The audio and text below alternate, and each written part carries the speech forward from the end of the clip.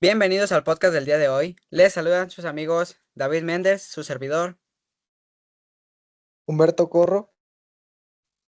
Carlos Martínez. Alex Paolo. Johan Castillo.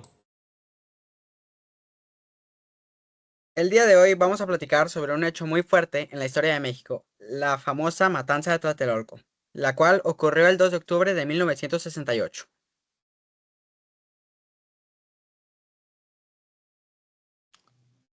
Nuestro propósito no solo es contar lo que pasó, también queremos analizar por qué sucedió y cómo afectó a la gente en ese entonces y qué nos enseña en la actualidad. Esta plática se dividirá en 5 partes. Primero se narran los hechos, luego analizaremos las causas y víctimas, después veremos el impacto social, después relacionado con la búsqueda de justicia y finalmente cerraremos con una reflexión. Y en vez de solo ser una presentación o una exposición seria sobre este suceso, lo que en verdad queremos es compartir esta historia. En esta plática queremos permitir que haya una reflexión para los oyentes. Dicho eso, comencemos con la historia de lo que pasó el día 2 de octubre. Bien, el movimiento estudiantil de 1968 comenzó con marchas pacíficas donde se pedían libertades, menos represión y más democracia en un país con un gobierno muy autoritario. Durante semanas, varios estudiantes de algunas universidades organizaron pláticas y marchas en contra del gobierno. El movimiento creció tan rápido y llamó la atención de muchísima gente. El 2 de octubre de 1968 se juntaron miles de personas en la Plaza de las Tres Culturas en Tlatelolco. Era una concentración específica que su objetivo era mostrar la fuerza del movimiento y exigir algún diálogo con las autoridades. Sin embargo, estos recibieron represión. La plaza fue rodeada, pero no solo por el ejército, sino también por un grupo especial llamado el Batallón Olimpia.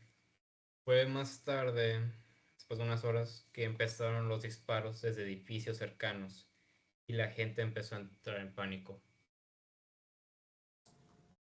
Los gritos y las detonaciones convirtieron a la plaza como si fuera una zona de guerra. Había gente corriendo y familias intentando protegerse. Desgraciadamente, hasta el día de hoy no sabemos con exactitud cuántas personas murieron. El gobierno, como siempre, dijo que solo fueron unas cuantas decenas, pero muchos testigos y periodistas aseguran que fueron cientos y cientos de víctimas. Además de las víctimas, hubo muchos detenidos y la mayoría fueron detenidos y fueron llevados a prisión sin juicio y algunos jamás regresaron a casa. La masacre no solo dejó muertos y heridos, también hizo un ambiente de miedo que marcó muy profundo a toda una generación. ¿Cuál fue la razón de esta tragedia? Una de las causas principales fue la política entonces, su contexto que tenía en México en aquel entonces. El presidente Gustavo Díaz Ordaz encabezaba un régimen autoritario que no toleraba oposición a él. Nadie que tuviera ideas o estuviera en contra de él se le permitía. Los estudiantes pedían algo muy básico, que terminaran la represión política y policíaca, que liberaran a los presos políticos y que hubiera más democracia. Eran sus únicas demandas.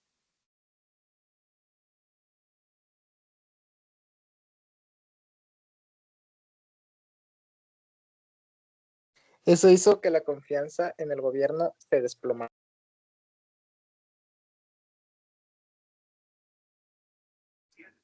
Muchas familias jamás supieron qué pasó con sus seres queridos. Algunos desaparecieron sin dejar rastro. Las víctimas fueron sobre todo estudiantes, pero también había vecinos, padres de familia e incluso niños que quedaron atrapados en el fuego cruzado.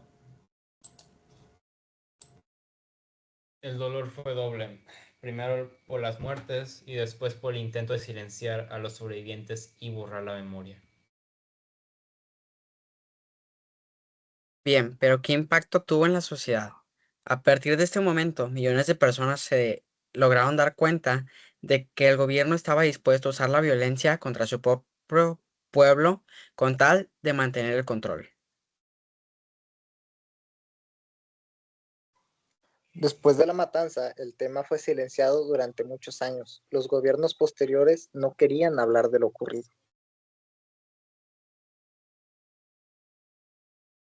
Dentro del país, el movimiento estudiantil fue ocultado, pero también hizo un gran cambio. Con el tiempo, inspiró a más generaciones a luchar por la democracia y los derechos. Además, dañó la imagen de México en el mundo.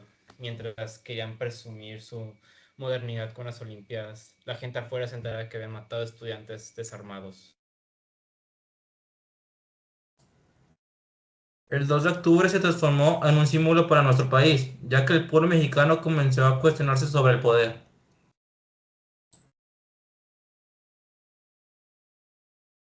Aunque el costo fue altísimo, ese hecho despertó una gran conciencia en las décadas siguientes.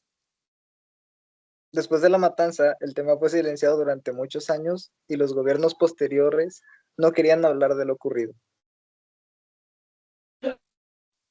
Fue hasta los años 90 y 2000 que se investigó a más profundidad. Se hicieron comisiones y una fiscalía especial para los crímenes antiguos. También se procesaron a algunos exfuncionarios. Sin embargo, ninguno recibió una cadena efectiva. La justicia plena nunca llegó.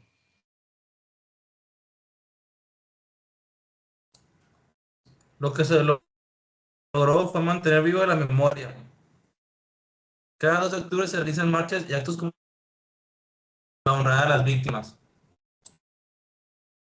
Organismos civiles y derechos humanos han mantenido esta gran lucha y demuestran que la memoria es también una forma de justicia. La matanza de Tlatelolco nos deja una enseñanza clara. Los derechos humanos y la democracia no son regalos, se tienen que defender día a día. Nos recuerda que el silencio y el ser indistinto solo fortalece la represión. Mantener de pie la memoria es una obligación moral. El 2 de octubre es símbolo de no callar, de exigir transparencia y de rechazar la violencia como forma de control político. El hecho de decir nunca más es con el objetivo de que se haga justicia. Ojalá y este recuerdo nos motive a construir un mejor futuro en el que tengamos paz, diálogo y sobre todo respeto a los derechos humanos. Muchas gracias por escucharnos. Esperamos que este recorrido por la historia de Tlatelolco les ayude a reflexionar sobre la importancia de defender la libertad y los derechos humanos. Recordar lo sucedido también es un acto de justicia, porque permite que los errores no se repitan. Nunca más un México en silencio. Y bien, esto ha sido todo por el día de hoy. Nos vemos en la próxima.